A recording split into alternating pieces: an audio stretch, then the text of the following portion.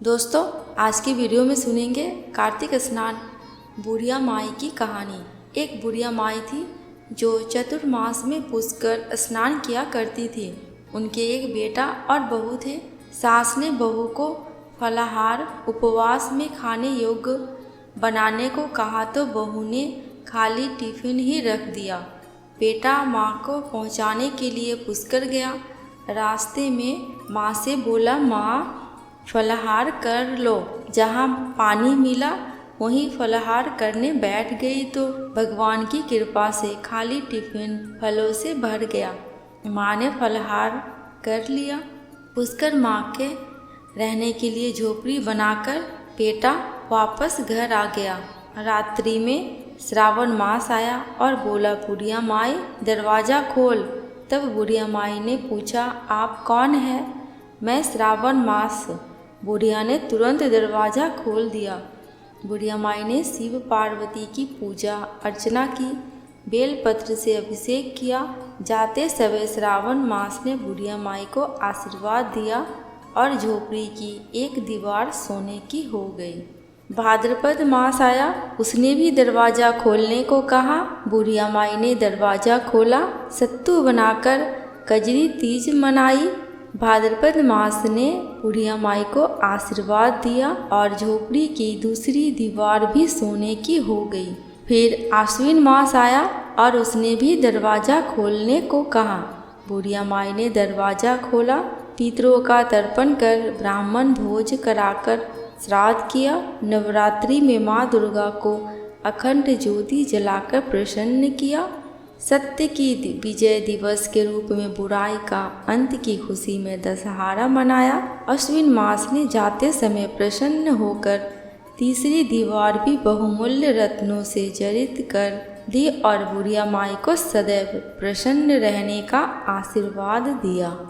इन सब के बाद कार्तिक मास आया, उसने भी दरवाज़ा खोलने को कहा। बुढ़िया माई ने दरवाज़ा खोला, अति प्रसन्न मन से कार्तिक स्नान किया। दीपदान कर दिवाली, गोवर्धन पूजा, भैया दूज, गोपाष्टमी, आंवला नवमी मनाई। कार्तिक मास ने जाते समय आशीर्वाद दिया और झोपड़ी के स्थान पर महल बन गया। बुढ़िया माई गरीबों की सेवा कर भजन कीर्तन में अपना समय व्यतीत करने लगी। बेटा अपनी माँ को लेने आया तो माँ और झोपड़ी को पहचान ना सका तो पड़ोसियों से पूछा। उन्होंने बताया तो बेटा माँ के चरणों में गिरकर बोला, माँ घर चल। सारे सामान के साथ घर ले आया। सासू माँ के ठाठ देखकर बहू के मन में लालच आ गया और उसने अपनी माँ को भी पुष्कर छोड़कर आने को कहा तो उसका पति अपनी सास को भी पुष्कर छोड़ आया। परंतु बहू की माँ की धर्म कर्म में बिल्कुल रुचि नहीं थी। वह 4 समय भोजन करती और दिन भर सोती। 4 मास आए और चले गए। जाते समय झोपड़ी गिर गई और बहू की माँ गधी की योनि में चली गई, क्योंकि औरत लक्ष्मी का रूप है और लक्ष्मी की तरह चंचल होना चाहिए। भगवान की पूजा और अतिथि का सम्मान और दान पुण्य करना चाहिए। बहू ने कहा, अब माँ को ले आओ। जब जमाई सास को लेने गया तो कहीं नहीं मिली। लोगों से पूछने पर लोगों ने बताया कि तेरी सास धर्म कर्म कुछ नहीं करती थी, खाते रहती थी और सोते रहती थी, जिससे वह गधी योनि में चली गई। जमाई गधी योनि सास को बांधकर घर ले आया। उसकी पत्नी ने पूछा, मेरी माँ कहाँ है? तब पति ने कहा, तेरे लालच की वजह से तेरी माँ गधी योनि में आ गई। बड़े बड़े विद्वानों, ब्राह्मण, ऋषि मुनियों से पूछने पर उन्होंने बताया कि तेरी सास के स्नान किए पानी से स्नान करने पर उसे मनुष्य योनि मिलेगी। तब बहू ने ऐसा ही किया और उसकी माँ पुनः मनुष्य योनि में आ गई। हे राधा दामोदर भगवान, जैसा बुढ़िया माई को दिया वैसा सबको देना। कहानी कहने वाले, सुनने वाले एवं हुंकारा भरने वाले पे अपना कृपा सदा बनाए रखना। कथा समाप्त। कार्तिक स्नान की दूसरी कथा, सास और बहू की कहानी। 2 सास बहुएं थी। कार्तिक मास आया तो सास बोली, मैं कार्तिक स्नान के लिए तीर्थ जाना चाहती हूँ। बहू बोली, मैं भी चलूँगी। सास बोली, तू अभी छोटी है, अभी मुझे जाने दे। सास तीर्थ गई तो बहू कुम्हार के 33 कुंडे ले आई। रोज एक कुंडा भरकर रखती। उधर गंगा में सासू जी की नथ गिर गई।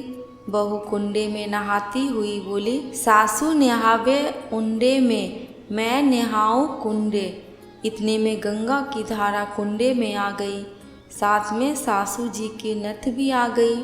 बहू ने नथ पहचान ली और अपने नाक में पहन ली। महीना पूरा हुआ, सासू जी आई। बहू सामे लेने गई तो सास नथ देखकर बोली, तू यह कहाँ से ले आई? तो बहू बोली, यह तो मेरे कुंडे में गंगा की धारा के साथ आ गई। अब सास बोली, मुझे ब्राह्मण भोज करना है। बहू बोली, सासू जी 2 ब्राह्मण मेरे भी जीमा दो, मैंने भी कार्तिक स्नान किया है। तूने कहा कार्तिक स्नान किया?